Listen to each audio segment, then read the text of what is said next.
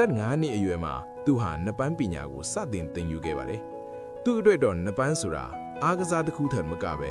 နေ့စဉ်ဘဝရဲ့ကြောက်မဲ့ဖွယ်ရာတွေကနေလွတ်မြောက်ရာလမ်းတစ်ခုဖြစ်ခဲ့ပါတယ်။သူဟာအလွန်ပိုင်မီပါလုံးလို့ရုရှားနိုင်ငံရဲ့အဆင့်မြင့်ပြိုင်ပွဲတွေမှာတော့စူးရမရှိတဲ့ရခဲ့သူပါ။ဒါပေမဲ့အသက်18နှစ်မှာတော့သူဟာပုံမိုကောင်းမွန်တဲ့ဘဝအတွက်မိခင်နဲ့အတူဆွီဒင်နိုင်ငံကိုထွက်ခွာခဲ့ပါတယ်။ဆွီဒင်ရောက်ကကမ်ဇတ်ဟာချက်ချင်းဆိုသလိုဒေတာတွေနှစ်ပန်းကလပ်ကိုဝင်ရောက်ခဲ့ပြီးလုံးနှစ်အတွက်နိုင်ပွဲ23ပွဲနဲ့ဆွီဒင်ချန်ပီယံ3ကြိမ်ဖြစ်လာခဲ့ပါတယ်။ဒါပေမဲ့အဲ့ဒီအချိန်အထိသူဟာ